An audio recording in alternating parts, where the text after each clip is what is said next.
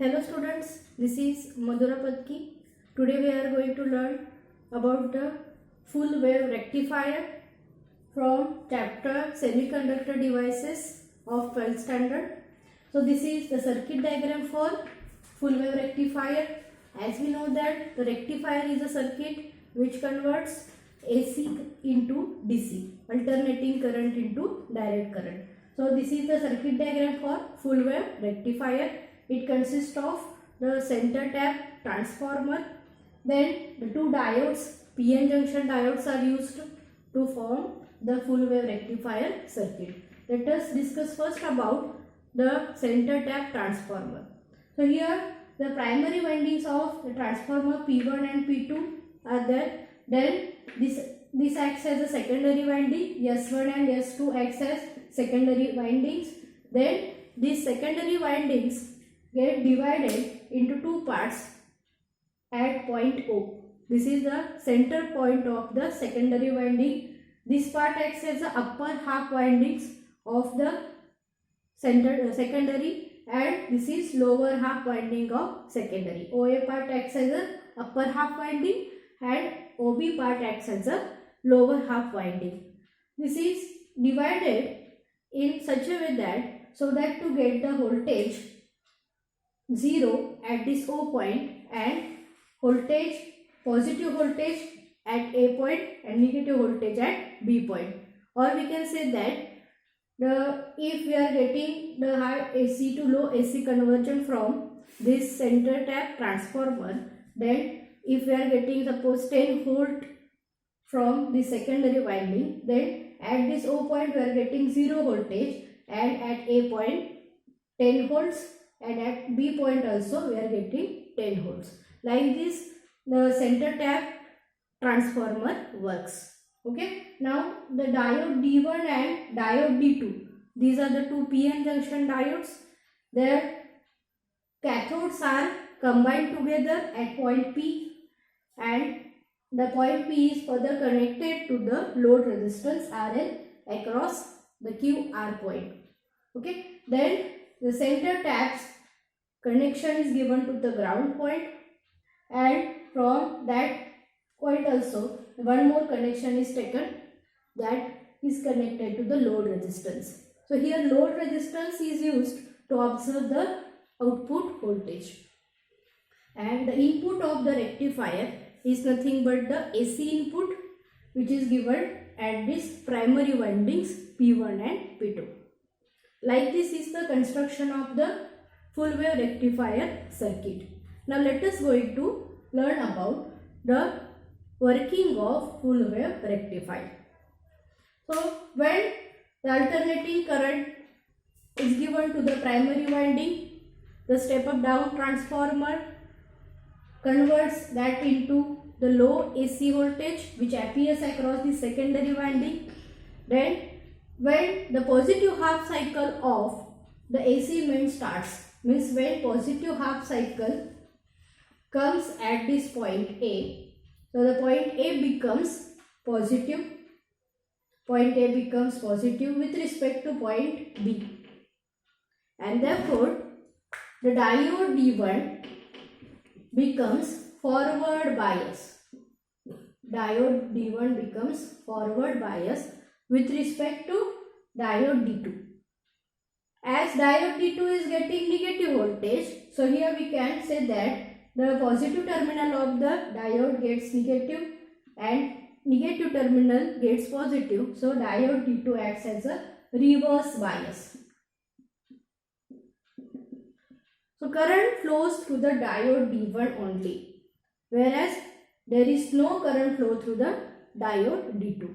So if you want to trace the path of the current during positive half cycle of AC means, it can be traced like this. The current will flow through OA part, that is upper half windings of the secondary, then through the diode D1, then through the load resistance RL like this.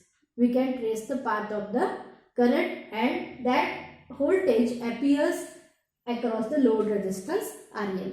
It can be shown by the input-output waveforms also. So as we know that waveform is nothing but the graphical representation of the voltage with respect to time. So this is input voltage waveform which is in the form of AC. So it is represented by the sinusoidal wave. Then when during positive half cycle the diode D1 conducts, it comes into the forward bias, and therefore we get the output voltage across the load resistance. It can be shown like this. So here we are getting the output voltage at point at diode D1. It can be shown by the second diagram.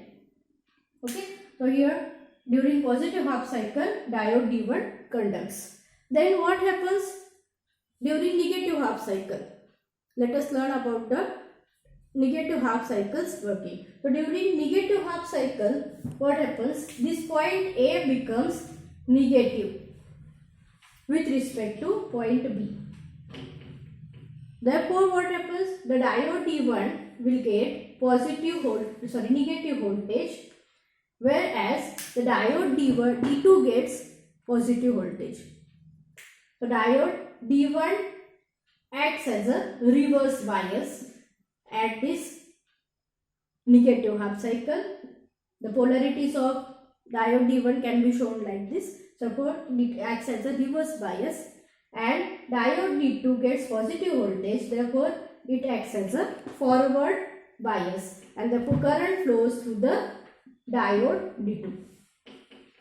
Okay, so how the current flows through the diode D2? We can trace the path of the current like this. The current will flow through the lower half windings, then through the diode D2, then we can show it by the load resistance RL. Like this, the current will flow through the diode D2 and it appears across the load resistance. We get the output voltage across the load resistance. Again, it can be shown by the input-output waveforms. So during negative half cycle of the AC means diode D1 becomes reverse bias. Therefore, we don't get any output voltage across diode D1, whereas diode D2 conducts heavily, and therefore we get the output voltage across the diode D2. It can be shown by the figure 3. So during positive half cycle, diode D1 conducts. During negative half cycle, diode D2 conducts. So we can show the waveforms like this.